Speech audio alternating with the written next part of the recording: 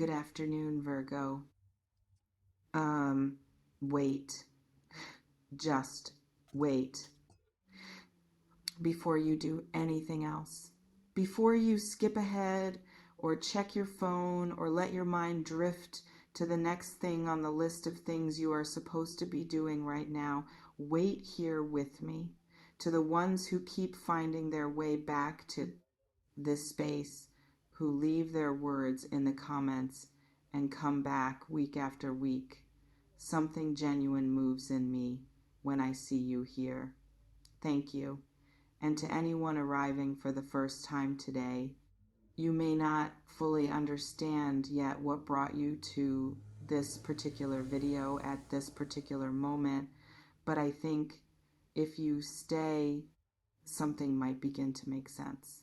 There is something I need to say to you today, and I have been sitting with how to say it because the thing I am feeling for you right now, it is not small. It is not the kind of thing I can wrap up neatly or deliver quickly or package into something easy to receive. It needs space. It needs quiet.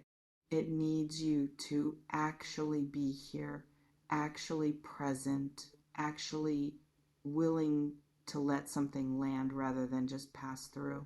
So I am going to ask you to do something unusual, slow down, not metaphorically, actually, whatever pace you arrived here with, whatever energy is still buzzing from the day, whatever noise is still running in the background of your mind, let it drop a little, just a little, enough to create a small pocket of stillness.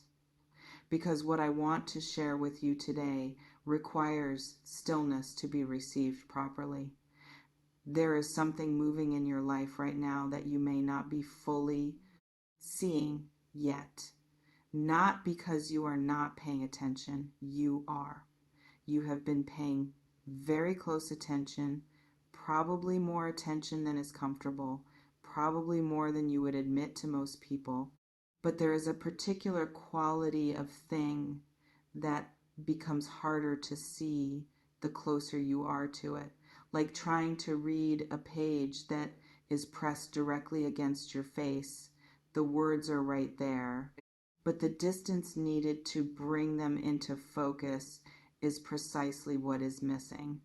What I want to try to do today is offer you a little distance, a different angle, a wider frame, because from where I am sitting with your energy right now, something is converging.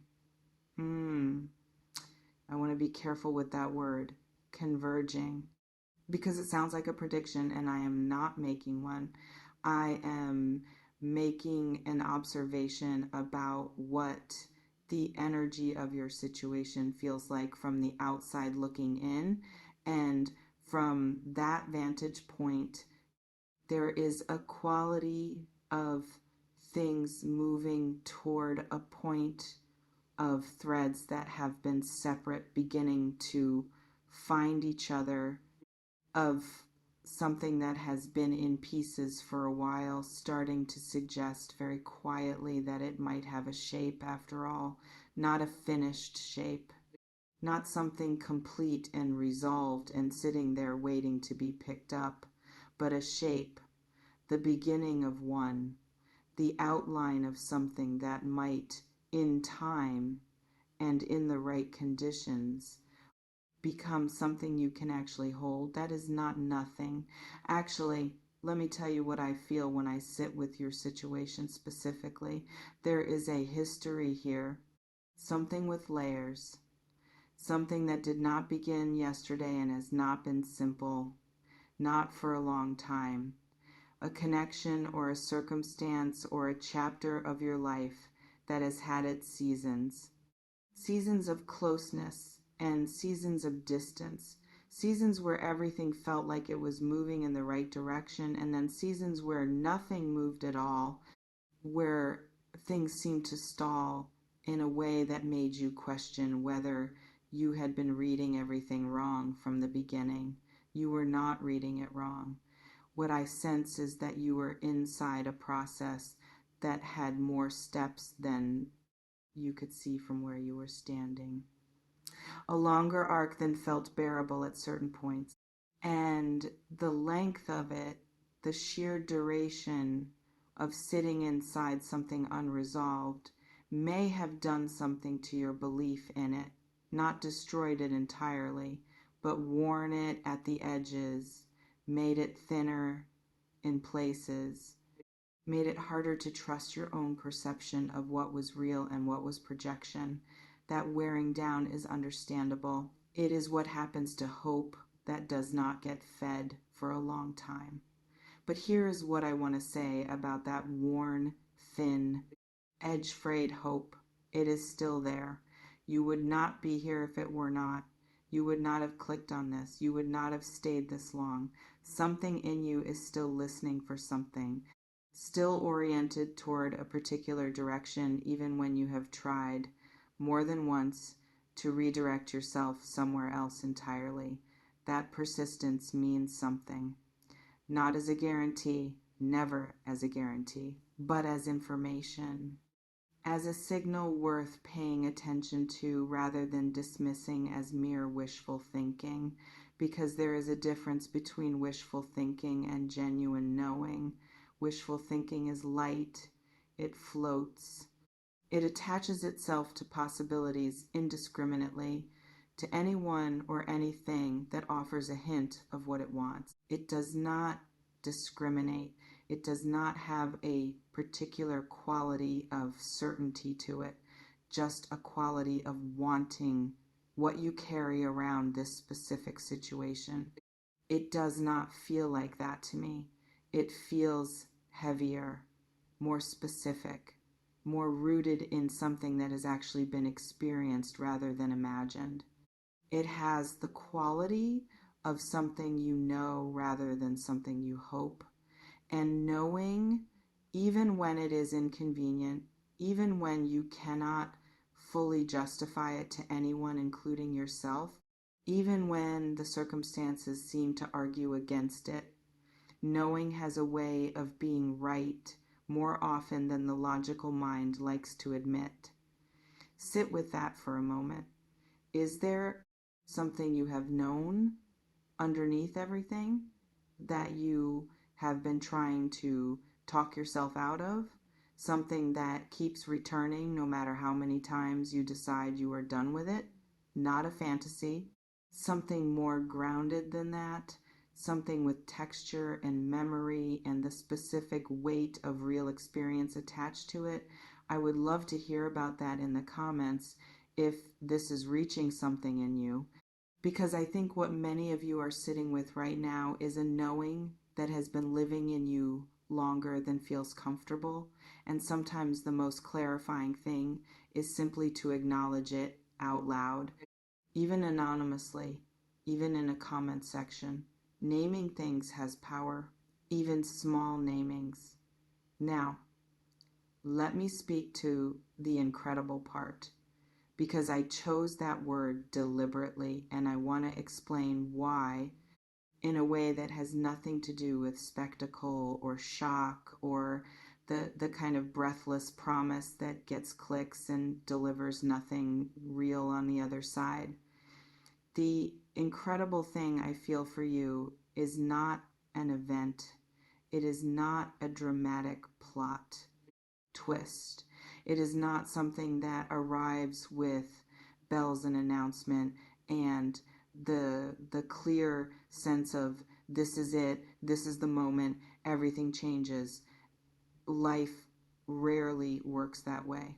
The things that genuinely alter the course of something tend to arrive quietly, disguised as ordinary moments. A conversation that starts casually and ends up going somewhere neither person expected. A message sent without overthinking it that opens something that has been closed for a long time.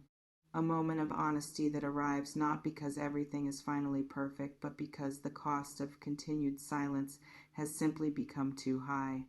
The incredible thing I feel for you is the possibility of one of those moments, a moment of genuine contact, real contact, the kind where two people stop performing their positions and actually meet each other somewhere in the middle of what is true, where the armor comes down, not dramatically, not all at once, but enough for something real to pass between them. Enough for a conversation to happen that actually moves something rather than just circling the same ground for the 100th time. That kind of moment, when it happens, and it does not always happen, when circumstances and timing and the readiness of both people converge in a way that makes it possible, it can shift the entire quality of a situation in a way that months of waiting and wondering simply cannot. I am not saying that moment is guaranteed. I never say that. I would not. But I am saying that the energy I feel around your situation right now carries something I do not always feel. A kind of readiness on multiple sides. A ripening, if that word makes sense, of something that has been taking a long time to arrive at whatever it is trying to become. And in that ripening, there is something that could, under the right conditions, feel like nothing short of extraordinary. Not because extraordinary things are rare gifts handed to certain lucky people and not others, but because ordinary things, seen clearly and received fully, have an extraordinary quality to them when you have been waiting long enough for them, when you have done enough of the work, when you have become, through the long and unglamorous process of simply living through something difficult, the kind of person who can actually receive what arrives rather than deflecting it out of fear or habit or the protective assumption that it will probably disappoint you anyway. That last part matters, the receiving. Because I feel, for some of you in this reading, that the thing you have been waiting for might have been trying to arrive in one form or another for longer than you realize. But the conditions for receiving it were not quite there yet. Something in you was not quite ready. Not because of a flaw, not because you were doing anything wrong, but because readiness is its own process and it cannot be rushed, only lived through. And what I sense for you right now is that you might be closer to that readiness than you have been in a long time. Closer does not mean arrived. I want to be clear about that. Closer means the gap between where you are and where you need to be is narrower than it was. Means the thing that still needs to shift is smaller than what has already shifted. Means you are in the final stretch of something rather than the middle of it. Though even that I hold lightly because I cannot know your exact position with certainty. What I can say is that the energy does not feel stalled. It feels like it is moving. And here, near the end of this, I want to say something directly to the part of you that is tired. Not the hopeful part, not the afraid part, the tired part. The part that has been in this for a long time, that has been patient and then impatient and then patient again out of necessity, that has had moments of genuine peace about it, followed by moments where the whole thing felt like too much and you just wanted it to resolve itself one way or another so you could stop carrying the uncertainty to that part. You are allowed to be tired. Tired does not mean done. Tired does not mean you have lost faith or given up or become incapable of receiving what might be coming. Tired just means you have been at this for a while and your body and your heart know it, even when your mind tries to push through. Rest in whatever way you can today, not from the situation, from the weight of managing it, from the constant low-level effort of trying to figure it out, predict it, control it, make sense of it. Put that down, even briefly, even for an hour. Let yourself exist without the effort of carrying all the questions about how this resolves. The resolving will happen or it will not. It does not require your constant supervision. What it requires is you present, grounded, open enough to recognize something real when it arrives. Steady enough not to let the arrival knock you so far off balance that you cannot actually be there for it. That version of you, the present, grounded, open one, is who I want you to be moving through whatever comes next. Not the waiting version, not the managing version, the living version. The one that has a whole life that exists alongside this situation rather than orbiting it. Go be in that life today. Stay curious about what it might be trying to show you.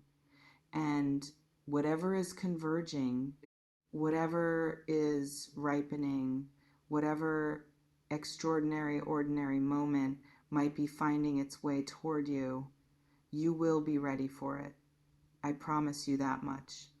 Not about what comes, but about you. You will be ready. I will see you in the next one.